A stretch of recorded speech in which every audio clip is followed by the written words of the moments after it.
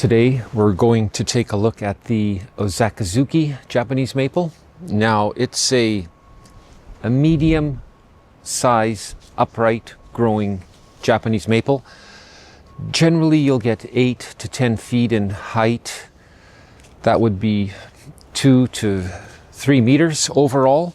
Now what you see in front of you here is a specimen that's just about 20 years old now. I had done a previous video, but I've since removed it as I'm going to get much clearer picture with the new camera I'm using.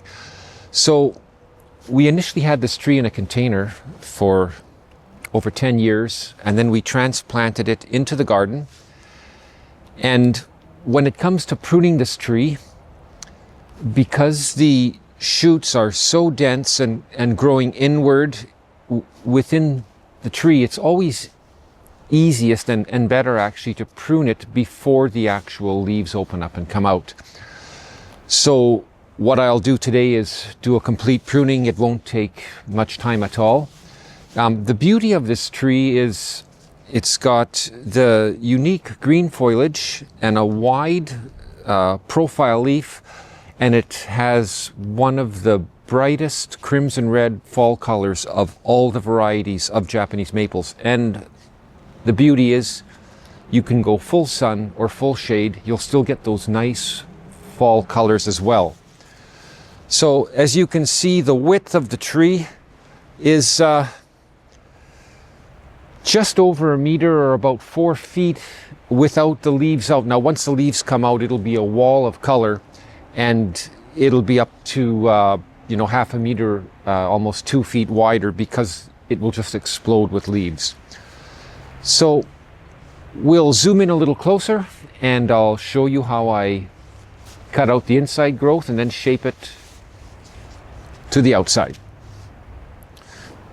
Now interestingly, we did have a large owl rested on the tree this past winter, and I got close enough to take a beautiful photo of it, which you can see right here.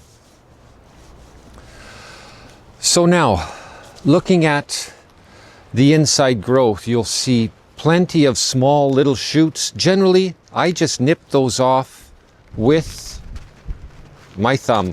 They come off super easy.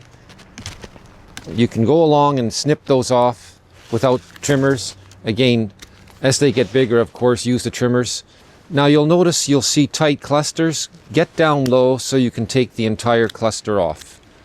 And again, you'll repeat this pruning process in the summer as well, after the second flush of growth comes out. So as you can see, just opening up the inside, again there's more tiny little guys here, just taking them all off.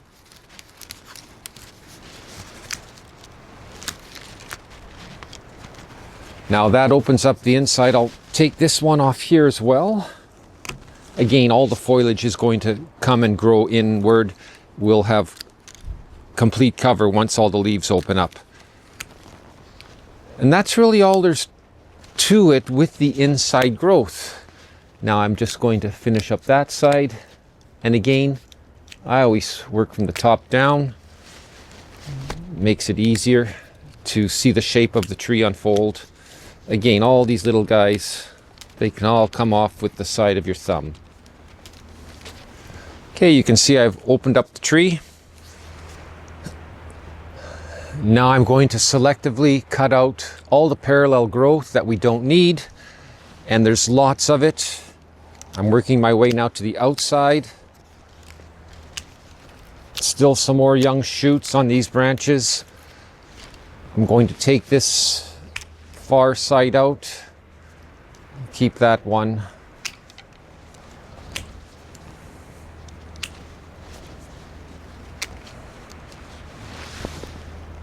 Bring this guy down as well. This one out front here is coming out. Another one on the inside. I'll try and stay out of the camera's lens here. There we go. Bring this one right down as well. Let's give it some nice shape. Now we'll come over to this side. This guy's coming out here. We'll take him out. bringing this one back. Again, all the branches that are growing parallel, take one out. You only need one.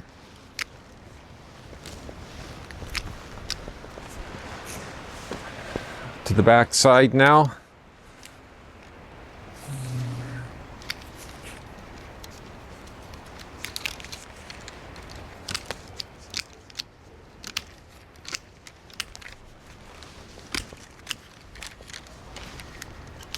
Okay, and I'm just going to give you a little closer shot here with another technique I use.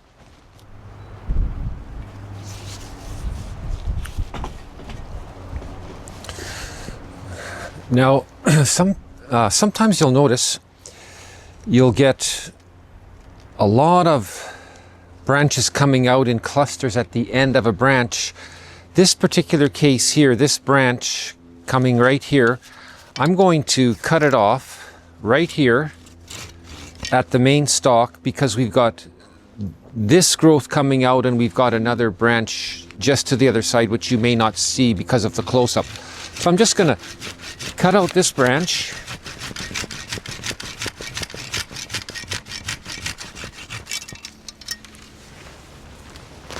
And you can see all that tight growth. Again, it would be endless cutting when the foliage is all out, so it's now removed and it does open it up as well. That's something I do quite often with the cultivators that have the very dense shoots of buds coming out in the spring. It makes it much easier to shape the tree as well, and it really opens it up nicely. Okay, now you can see the tree is pruned. All the inside growth is taken out. The tiny little shoots have been picked off with my hand. I have made a couple of cuts where we have those heavy clusters, the dense foliage coming out at the end of the tree. Just cut it right back. So now it's ready for the spring show. Also, this tree is ideal as a container grown specimen. In fact, we have a couple in containers as well, and they do equally as well. And again, full sun or full shade with this particular variety. Hopefully this helps you out and have fun in the garden. Thanks again so much for watching.